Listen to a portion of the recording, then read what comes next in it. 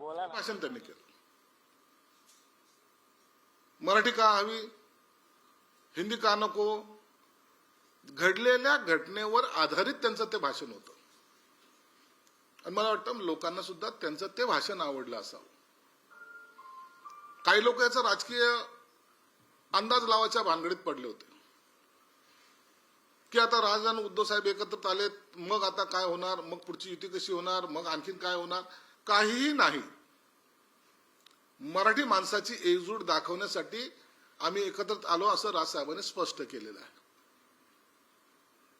त्या मेळाव्यामध्ये सुप्रियाताई होत्या, जितेंद्र आव्हाड होते, काही कॉम्रेड होते.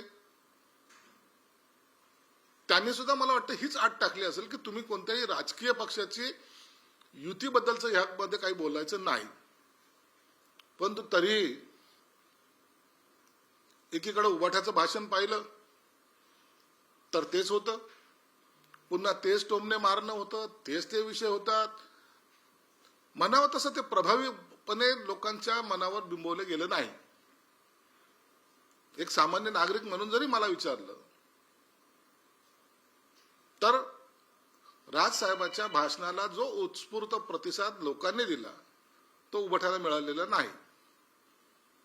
म्हणून काही लोकांनी जे काही मनाचे मांडे मनातल्या मनात मांडले होते की आता आपण सर्वजण एक आलेलो आहोत, आता आप सब कुछ अलबेल है, तसा प्रकार इथे घडलेला नाही हे मला या ठिकाणी नमूद करायचंय.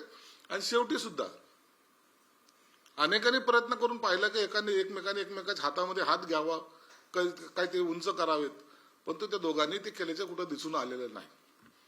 म्हणून हा मेळावा मराठी भाषेसाठी होता, मराठी माणसासाठी होता, असंच फक्त याच्यातून अंदाज काढला जातो.